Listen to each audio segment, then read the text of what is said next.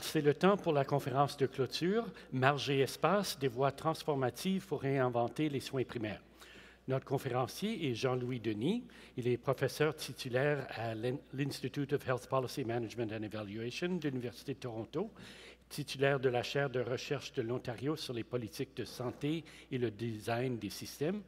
L'expertise du professeur Denis dans le domaine de la gestion, de l'organisation et de la gouvernance des systèmes de santé a été reconnue par sa nomination à titre de membre de la Société royale du Canada, de Fellow de l'Académie canadienne de sciences de la santé et du Fellow UK Academy of Social Sciences pour sa contribution exceptionnelle au domaine des politiques de la gestion de la santé.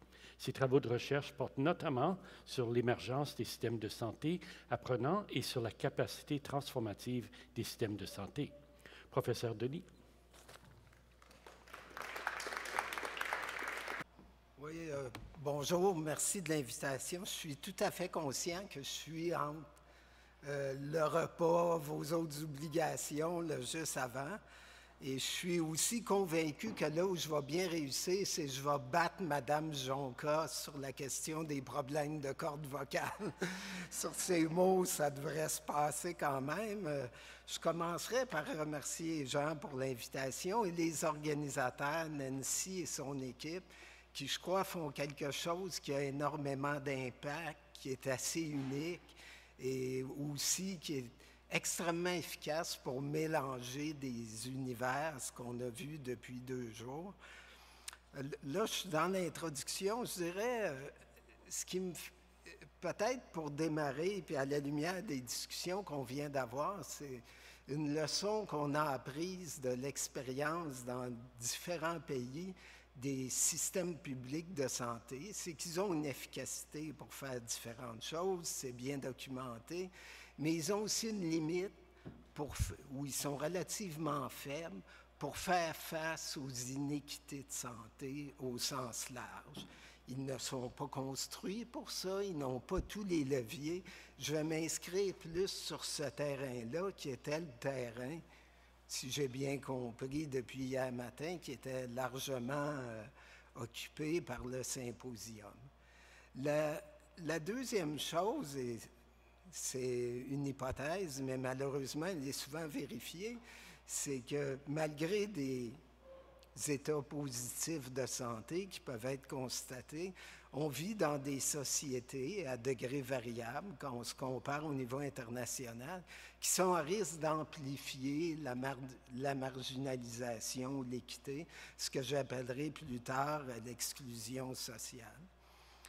Si je reviens à ce qu'on a entendu depuis hier, c'est ça, ça fait une journée et demie, on a vu beaucoup, et je le dis positivement, d'expériences locales, de multiples illustrations, si je prends le terme, de ce qu'il y a à l'arrière de la porte, d'archipel de l'entraide. On a vu de multiples illustrations et qui étaient, de mon point de vue, remarquables. C'est-à-dire, j'ai appris beaucoup. Moi, je ne suis pas dans l'intervention, comme vous savez. Et ce qui m'a frappé beaucoup, c'est que je me suis dit, il y a vraiment des trucs, c'est un monde de stars, là. Ils se débrouillent incroyable, ils réussissent à faire dans un contexte qu'on dit souvent qui n'est pas facilitant pour développer ce genre d'approche. Et aussi, ils le font avec un engagement, je dirais, une intelligence d'intervention qui est remarquable. C'est-à-dire, les principes sont clairs, les gens savent comment s'y prendre. Puis je disais à Mme Langlois que j'appelais la star de la proximité et tout son groupe, là, je ne me souviens pas de tous les noms. J'ai aussi adoré les témoignages citoyens, puis c'est pas pour faire une référence à Michel Louvain, mais la dame en bleu, là, qui parlait de comment des contrôles gouvernementaux peuvent ouvrir la porte à de l'intervention. Puis je me disais, c'est assez unique, je n'avais jamais pensé à ça. Puis hier soir, quand je repensais à ça, je disais, ça doit arriver assez souvent, mais ce n'est pas moins méritoire. Et un des ingrédients, c'est qu'il faut qu'il y ait une forme de colocalisation des entre guillemets, des personnes qui font des interventions et des personnes qui bénéficient de leur intervention. J'ai trouvé aussi que ce qui marquait, on va y arriver au PowerPoint, hein, souvent j'oublie d'utiliser ça. J'ai trouvé aussi ce qui était très frappant, c'est qu'il y avait énormément de, je dirais, de pudeur, c'est-à-dire dans les réunions où j'ai été dans ma petite vie, où il y avait des gens du communautaire, des gens du réseau. Je veux dire, un gros pourcentage des discussions, c'était pas sur ce que les gens font, sur comment organiser la complémentarité négociée, c'était on n'a pas assez de ressources, ça ne marche pas. Là, je me suis dit, je n'oserais pas le dire en public, mais y a-t-il assez de ressources? Je suis assez convaincu que non. Je suis assez convaincu que vous n'êtes pas assez valorisé dans vos métiers, vos expertises, vos trajectoires de carrière, mais il y avait une espèce de pudeur où on parlait pas trop des ressources, professeur ruellant, finissant en disant « il faut s'intéresser aux carrières des acteurs communautaires » et ainsi de suite. Aussi, ce qui me frappait, c'est la notion de visibilité, c'est-à-dire on voit peu ce que vous faites, et je dirais c'est normal, on n'a pas le temps juste de montrer ce qu'on fait quand on est des gens qui le font, mais il y a probablement, c'est vraiment pas mon domaine, mais un effort de marketing à faire, puis vous allez voir, un jour, je vais arriver à ma présentation, là, je vais vous montrer l'importance des récits. Une autre chose aussi qui ressortait bien, c'est il faut lutter contre le déplacement des buts dans un système. Toute la conversation, ces indicateurs, l'imputabilité était claire, c'est-à-dire, on veut bien répondre à des choses, mais il faut que ça fasse sens, mais aussi, il ne faut pas que ça devienne notre priorité quand on rentre travailler le matin. Et ça m'apparaît fondamental. Excusez, mes petites notes viennent de disparaître. OK, là, je vais commencer bien. Ben non, j'ai 7-8 constats sur ce que j'ai entendu ou remarques. Le premier, et M. Picard l'avait évoqué en début, et ça, on ne l'a pas appris jusqu'ici, on le sait, il y a un décalage en général entre la capacité de nos systèmes à innover sur le plan technique, technologique, et à innover, qu'on appelle ça organisationnel, politique, institutionnel. Et quand les gens posaient des questions, et je crois que c'est revenu à plusieurs reprises de la part de M. Picard, pourquoi on ne le fait pas, savez-vous? Fait que ça, on sait qu'il y a un décalage. Un deuxième écart, c'est pas parce qu'on connaît quelque chose qu'on réussit à s'ajuster comme système. Il y a toujours un écart. On connaît qu'il y a des problèmes, on connaît qu'il y a des enjeux, mais être équipé pour y faire face, c'est autre chose. Un autre élément, c'est... là, je saute parce que j'ai dit bien des affaires. Puis là, j'arrive à mon sujet. Peut-être ce qu'on a moins vu, c'est le pire, c'est-à-dire ce que je vais appeler l'exclusion sociale. Et qu'est-ce qu'on fait ou qu'on peut faire pour éviter des trajectoires où il y a un décrochage majeur de la sociabilité? Je vais donner un exemple. Quand je suis à Montréal, j'habite de billets avec le Centre d'amitié autochtone. Et je vais vous dire, la réalité dans les centres-villes, elle n'est pas juste ça pour les populations autochtones, mais elle est dramatique par moments quand on côtoie les gens qui vivent dans la rue.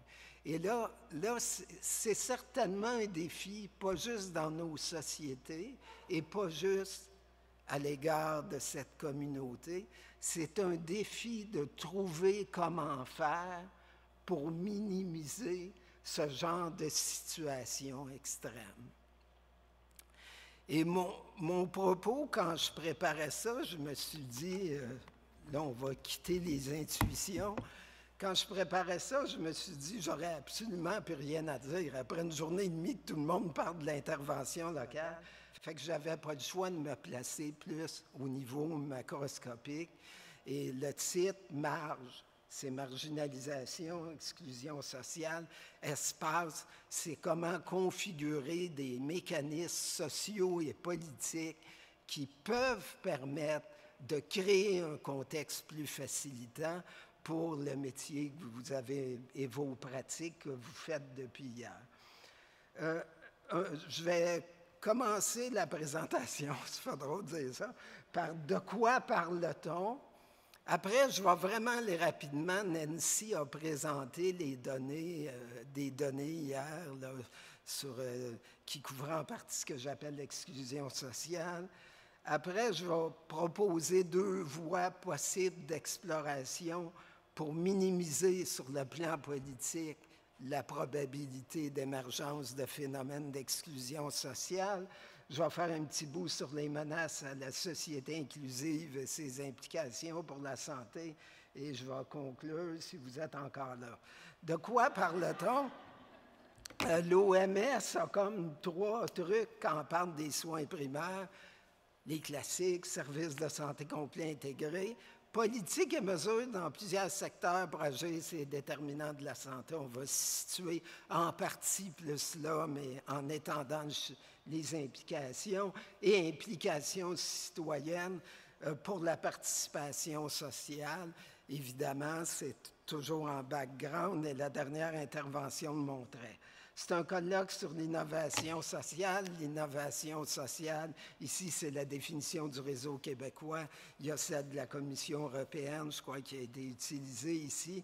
Mais ce qu'il faut comprendre, c'est que c'est supposé être des solutions inédites, durables, qui ont peu été faites et qui sont efficaces et qui résolvent mieux nos problèmes. On va être d'accord avec ça. On ne passera pas trop de temps à ces définitions. Un exemple d'innovation sociale qui s'appelle en anglais le social prescribing. Là, je donne un exemple. C'est ce qu'on a vu beaucoup ici. Ça, c'est le cas de... Là, ce n'est pas parce que je suis à Toronto, c'est parce que le University Health Network, son département de médecine sociale à Toronto, vient d'ouvrir en partenariat avec la municipalité, plein d'organismes, 51 unités pour assurer de l'hébergement des personnes qui visitaient souvent leur urgence. C'est quand même assez fort comme initiative. Je veux dire, c'est un building là, dédié. Ça se fait certainement ailleurs. Ça montre que ça prend des ressources aussi. C'est pour ça que je commençais par ce coin-là. En fait, moi, je vous parle peu de l'optimisation des soins de première ligne et de l'accessibilité. C'est important. Dans d'autres travaux, on travaille là-dessus. On connaît les paramètres des soins de première ligne efficaces. Aujourd'hui, on parle plus, il me semble, face à ce qu'on a entendu, quels sont des éléments pour apporter une réponse collective à l'exclusion sociale et l'iniquité. Je vais juste montrer quelques données. L'exclusion sociale, vous connaissez ça mieux que moi, c'est le résultat d'un ensemble de processus économiques, politiques, institutionnels, culturels, souvent interdépendants et cumulatifs, qui mettent des personnes ou des groupes à part ou plus à part de la société. On appelle parfois marginaux, vulnérables, situations de précarité. Ça me fatigue pas trop, ça, les définitions. Je pense qu'on sait à peu près de quoi on parle. L'estimé, puis je crois que c'était ça que la dernière intervention faisait référence, les dernières données qui ont été analysées, là, on dit dans le monde, 2,3 à 2,4 milliards de personnes, donc à peu près entre 31 et 32%, c'est un papier assez bien fait, là, seraient à risque d'exclusion sociale basée sur l'identité, les circonstances, les connaissances socio-économiques. Fait qu'on est malheureusement pas dans une industrie qui est en voie de fermer, puis vous n'êtes pas prêt de perdre votre job. Si on va un peu plus près de nous, les données, nombre et pourcentage de personnes vivant dans la pauvreté au Canada, selon le panier de consommation, estimé 10 en 2022, c'est beaucoup, ça, 10 sur 40 millions. Ce n'est pas 4 personnes. Il y a des gens, des fois, ils disent, 90, c'est bon, oui, mais 10, c'est beaucoup de gens. Et si on prend les récentes analyses de rebalancement avec le revenu viable, c'est très technique, le portrait est plus sombre. Le revenu viable, la mesure du revenu viable est plus exigeante pour déterminer le seuil suffisant. Proportion d'enfants mineurs vivant dans un ménage à faible revenu au Québec. Vous voyez, on est à 7,3 au total. Et quand on regarde issus de l'immigration et immigration récente, 13 et 23 c'est les données du Québec, là, ça. Donc, c'est important, évidemment. Ce qui m'a beaucoup frappé, quand on regarde les données sur l'insécurité alimentaire, et de plus en plus de gens s'entendent pour dire que l'insécurité alimentaire, c'est un marqueur qui traîne plein de choses aussi, là, plein de situations complexes. Un ménage sur 6 au Canada a connu ou vivait dans des situations d'insécurité alimentaire en 2022. Vous avez les pourcentages à droite qui peuvent être très, très élevés pour certaines catégories. Et ce qui frappe et qui est un phénomène récent dans l'augmentation à risque de l'exclusion sociale, c'est que 60,2 des ménages en situation d'insécurité alimentaire dépendent d'un revenu de travail. Ça, c'est un des nouveaux visages de la pauvreté les plus importants dans nos sociétés qu'on connaissait beaucoup moins auparavant. C'est-à-dire que même en participant au marché de travail, je ne réussis pas à ne pas être pauvre. Fait que c'est assez important et à ne pas être pauvre au point que je souffre d'insécurité alimentaire. Et là, on n'a pas le temps, mais quand vous regardez les statistiques de risque de basculement, vous perdez votre logement, tout dégringole et tout. Ici, je n'irai pas en détail, c'est pas un breakdown, une fragmentation des données autour de différentes catégories. Vous voyez les pourcentages qui peuvent être assez élevés chez plusieurs groupes et qui confirment ce que je disais sur l'iniquité. Là, ça, je vais le passer. Vous allez le lire, c'est bon, là. Ministère de la Santé, portrait de la Direction nationale de la santé publique, portrait de santé de la population selon le parcours de vie pour agir collectivement, plein de données, l'insécurité alimentaire, ainsi de suite, des données sur la détresse psychologique, des données sur l'augmentation de la détresse psychologique au travail. Tout ça ne mène pas nécessairement à l'exclusion sociale, mais on sait qu'il y a des marqueurs importants qui peuvent amener à des modifications de trajectoire.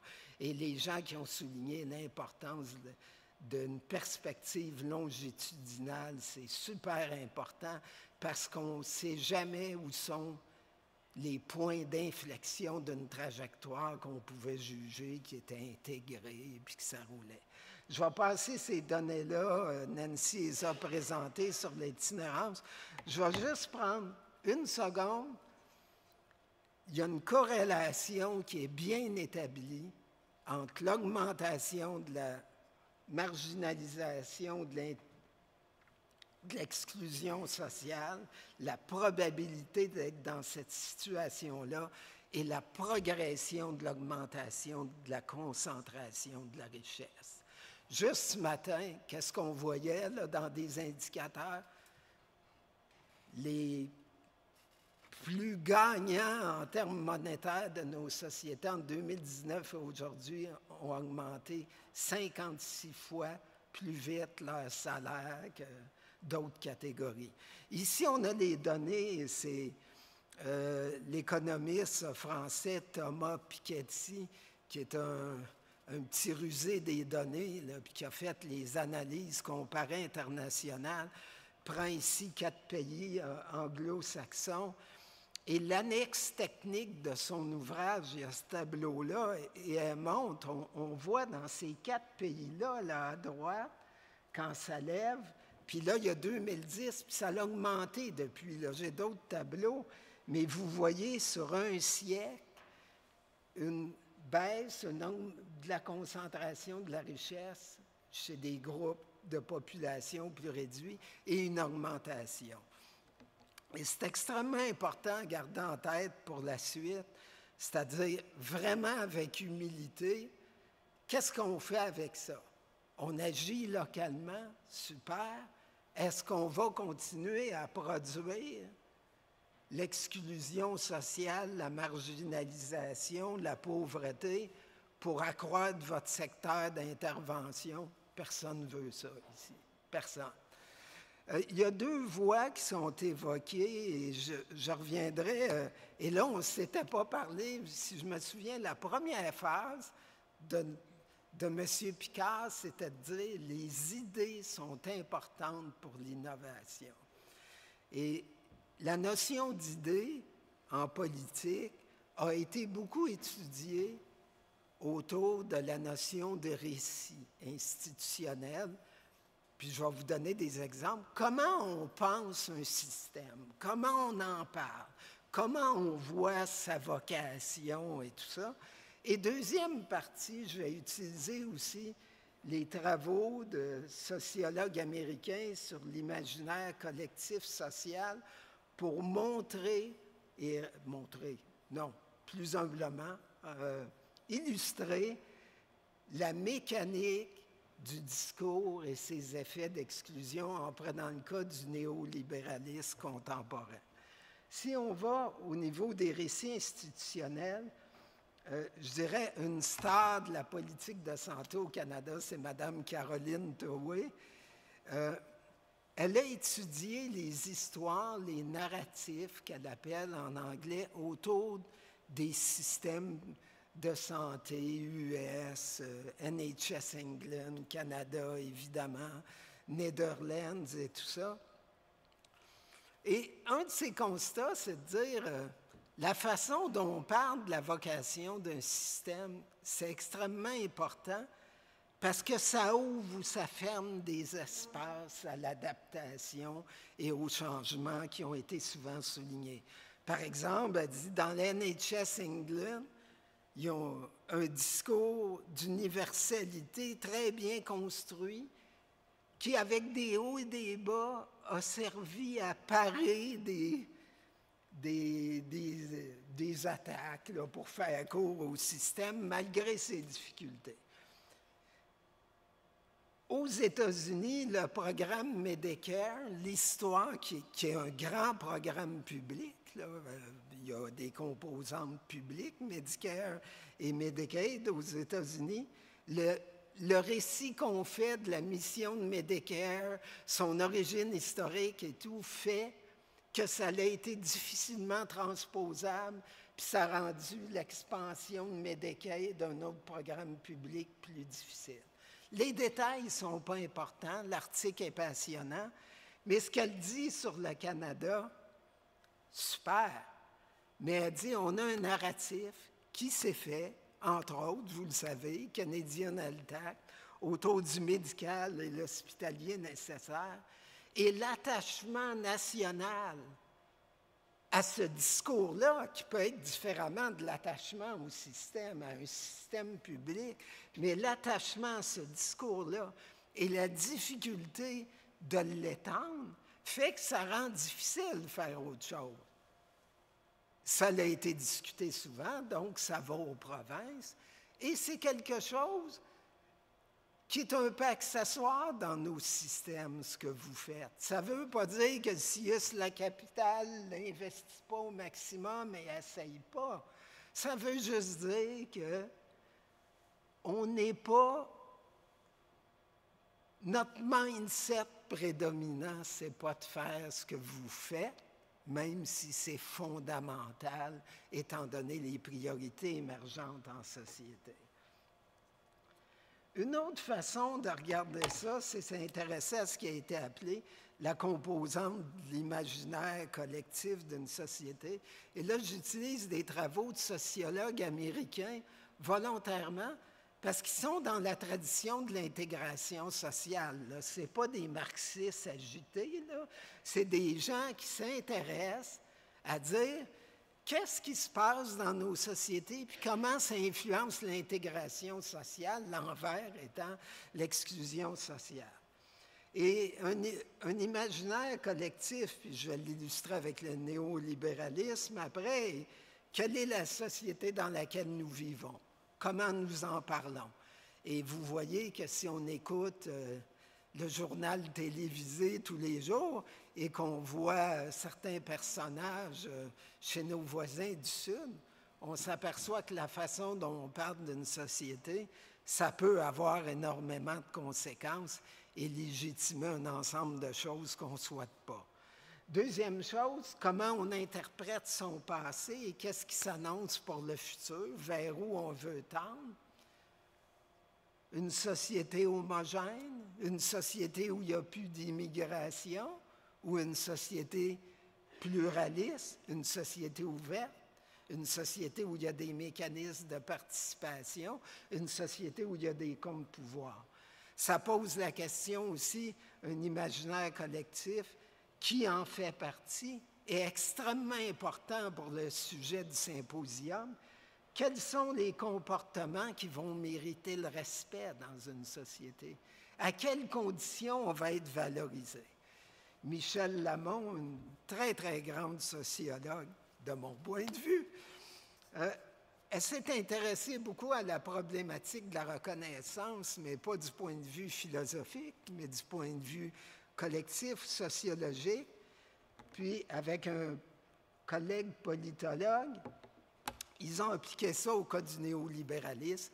Des sociologues en France ont fait ça très bien aussi, Boltanski, Chiapello. Mais si on regarde néolibéralisme, on va faire court, c'est souvent ce qu'on dit, tu sais, une montée en force d'une rhétorique de marché comme principe organisateur de la société et des institutions. Ce n'est pas, quand on dit ça, dire qu'on est contre le marché et puis l'économie de marché. Le néolibéralisme, c'est une expression particulière et une attribution d'une force et d'un rôle particulier à une des institutions fondamentales de nos sociétés qu'on appelle le marché. Et ce qu'ils ont trouvé à travers des analyses poussées, longitudinales, c'est que le néolibéralisme amène aussi pas juste des changements concrets dans des règles économiques, puis la structure des marchés de travail, entre autres. Le néolibéralisme amène un changement de ce qu'ils appellent le script prédominant des individus. C'est-à-dire, maintenant, on va plus valoriser, puis là, je vous le dis de la façon, je dirais, eux, ils écrivent 100 pages là-dessus, c'est beaucoup plus sophistiqué que ce que je vais vous dire. Mais ce qui est important de voir, c'est que la montée du libéralisme, c'est accompagné nécessairement d'une propension à reconnaître de plus en plus que la valeur d'un individu en société est évaluée en fonction de son niveau de participation au marché de travail et s'exprime dans ses comportements de consommation et l'accès à des biens. Bien évidemment qui peuvent être moins essentiels dans certains cas. Et que ça devient beaucoup de critères d'appartenance sociale. C'est-à-dire, si vous ne faites pas partie de la joute, et évidemment, là, je caricature, on est à risque de ne pas vous voir. Et moi, je pense qu'on voit très peu dans nos sociétés, sauf dans les cas plus dramatiques dans la rue, si on ne fait pas partie de groupes plus marginalisés ou qui souffrent d'exclusion sociale, on est à risque, comme individu qui fait autre chose, de ne jamais les voir et de ne jamais y penser. Et un des facteurs extrêmement importants de votre travail, c'est de dire, Là, il y a des personnes qu'on a rencontrées et c'est intéressant de s'y intéresser.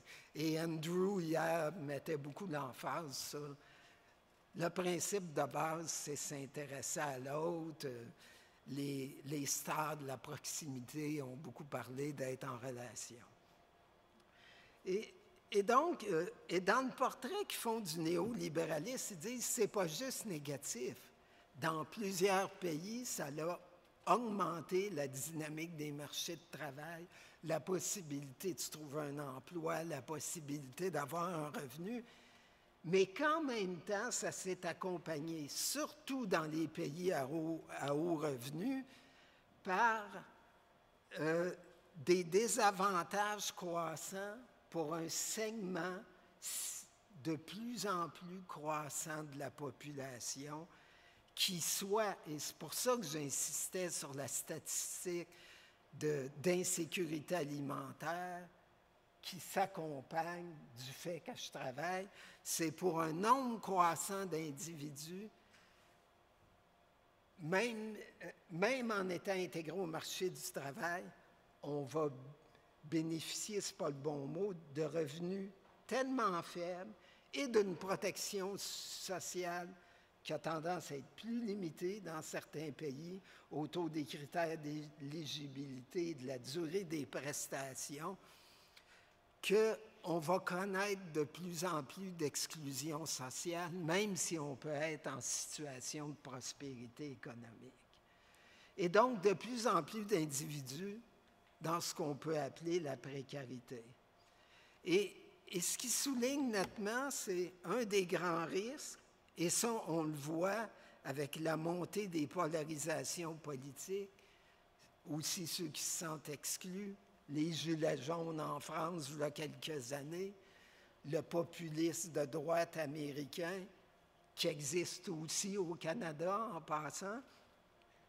On est de plus en plus dans des sociétés polarisées où le fait d'être, vous avez des gens qui ont une intégration forte au marché du travail et des vies relativement prospères, et des gens qui ont une intégration faible à nulle au marché du travail et un risque accru de s'inscrire dans la précarité.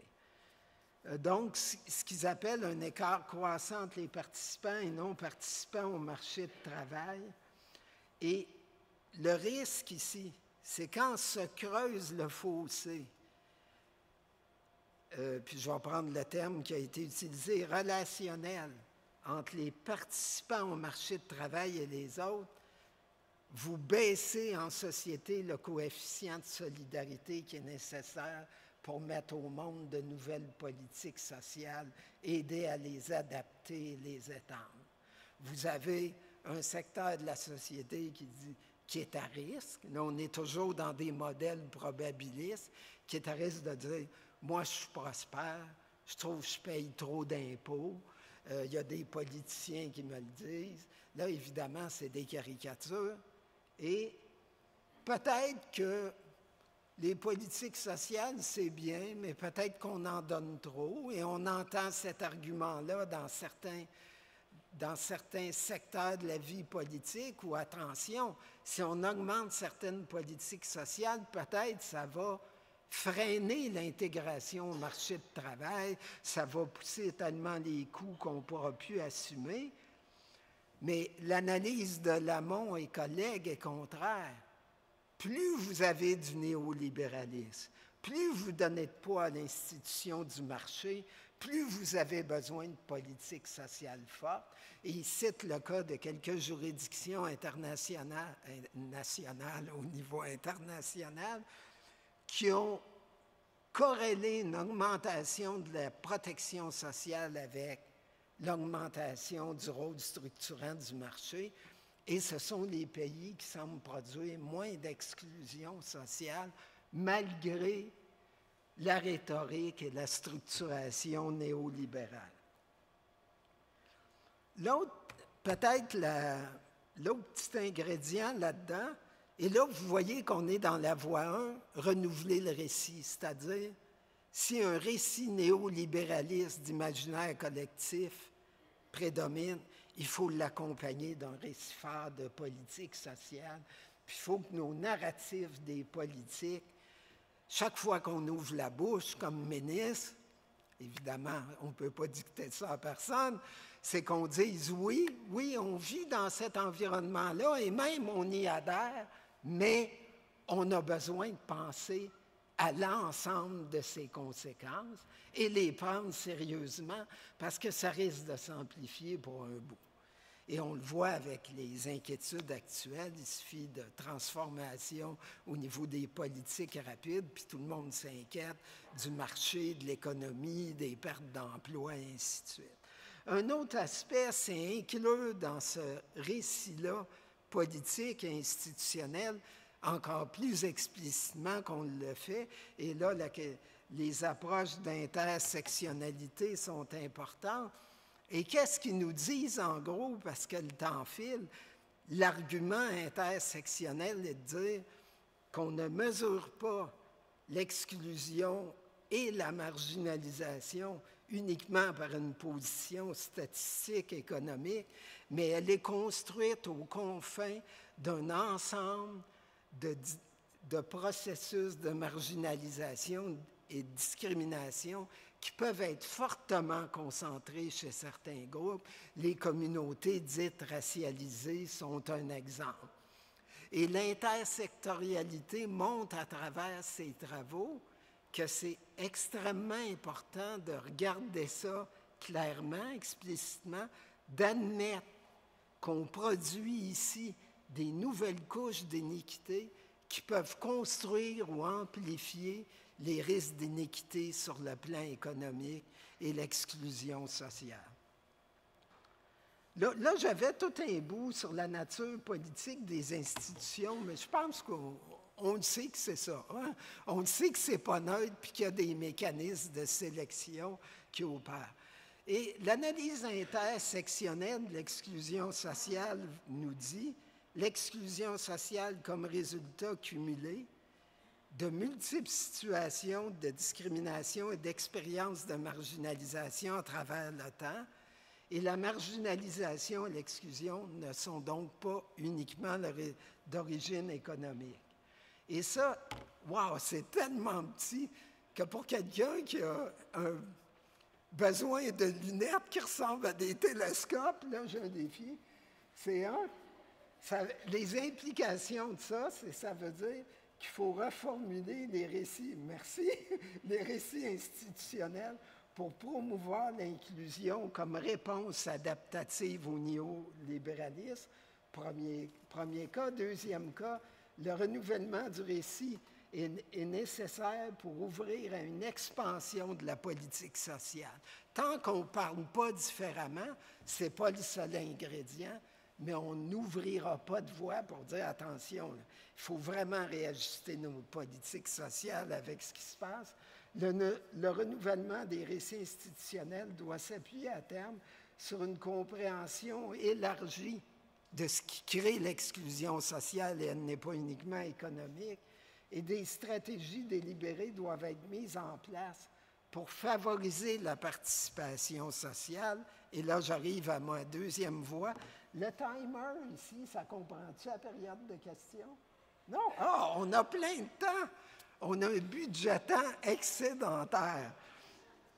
La deuxième voie qui a été abordée par Lara et sa collègue, qui a été abordée par Andrew, qui a été abordée à différents moments, c'est l'engouement actuel pour la co-création. Et je vais le prendre à un niveau plus macro avec certains travaux récents sur co-création, démocratie et marginalisation. Commençons par co-création, démocratie. On vit en principe dans des sociétés où il y a une démocratie représentative. On vient d'avoir des élections. C'est notre vie politique parlementaire qu'on connaît bien. Il existe des souches de longue date dans nos sociétés de démocratie participative, incluant par moments des gouvernements qui vont dire on va faire un chantier sur l'éducation, on va faire non. Et il y a la co-création comme mécanisme on peut dire complémentaires et politiques pour donner accès à des gens qui sont moins représentés souvent à l'intérieur des deux autres formes de démocratie, à une participation sociale, citoyenne, comme vous voulez l'appeler, et qui a comme caractéristique qu'elle est transitoire. Elle est généralement ciblée autour d'un enjeu. Et deuxième caractéristique, elle fait place non seulement à des élus et à des non-élus qui ont l'habitude d'exercer une voix en société, mais elle peut, si on le souhaite, faire place à des gens qui généralement n'exercent pas ou peu une voix et choisissent ou sont poussés à sortir plutôt qu'à participer. Et là, il y a une jeune politologue, Anna Kopec de Carleton, l'Université Carleton en Ontario. Là, elle est vraiment, là, elle vient d'entrer, elle fait des travaux incroyables où elle s'est intéressée à une chose qu'on connaît en sciences politiques, mais qui renouvelle au complet, c'est notre offre de politique, sociale ou autre, influence la participation sociale. Et l'exemple concret qu'elle donne, elle a des critères là, dans ses articles. Elle dit la générosité d'une politique va influencer la participation sociale. Par exemple, si la prestation pour enfants est une bonne ressource qui a donné un élan au niveau de vie de plusieurs ménages, bien, si on vous demande, comme citoyen, quels seraient les ajustements à faire, vous allez être beaucoup plus enclin à participer si la politique a été généreuse. On pourrait penser le contraire, mais non, il faut qu'une politique soit intéressante. Après, si on veut mobiliser des gens qui se prononcent peu, généralement, il faut qu'ils trouvent que la politique est facilement accessible. Et on l'a vu avec l'assurance chômage. Il s'est créé une espèce de contestation externe très légitime et de perte de confiance dans la protection sociale avec un effritement des règles d'éligibilité et la durée. Vous lirez l'article, c'est super. La conséquence de ça, c'est qu'elle a appliqué ça à des populations itinérantes. Et elle les a consultés sur les politiques auxquelles ils peuvent être exposés pour les aider. Et elle augmente, selon ses prédictions, que selon les caractéristiques des politiques qu'on met en place, ça peut influencer positivement même la participation de ceux qui sont les plus marginalisés. Le commentaire général là-dessus, si on parle tout le temps comment le politique, les gouvernements influencent les politiques, mais il y a la relation inverse. Les politiques sociales qu'on met en place sont un instrument privilégié pour fabriquer la vie politique d'une société. Et ça, il faut le prendre plus au sérieux. Fait que ça, c'était à peu près ça. Les risques pour que ça se passe, c'est un. Et là, il sort plein d'articles, de travaux. Et ce qui est intéressant, c'est qu'on voit des travaux dans des revues très médicales qui s'intéressent à l'impact de la polarisation politique sur la santé, l'impact de tous les discours, je vais les appeler haineux, là, point final, sur la santé des populations, l'impact de la désinformation, un rapport récent de la Commission européenne. Il y a espoir, d'autres politologues ont étudié pendant la pandémie comment des partis politiques très partisans, dans la politique partisane, c'est tautologique, dans différentes juridictions, ont accepté de faire des compromis raisonnables sur les politiques en temps de pandémie, tout en gardant leurs différences politiques, idéologiques. On a eu des expériences comme ça au Québec. L'aide médicale à mourir est issue d'un processus entendu, rationnel, non partisan, par des élites politiques, je vais les appeler éclairées. Conclusion, c'est important ce que vous faites. Il faut que la société vous aide et une façon de vous aider, c'est s'intéresser aux mécanismes plus macroscopiques, qu'ils soient politiques ou économiques ou culturels, qui fabriquent l'exclusion sociale. Et c'est extrêmement important. Fait que je me suis permis de prendre ça macroscopique, sinon j'aurais eu rien à ajouter sur vos propos. Je vous remercie.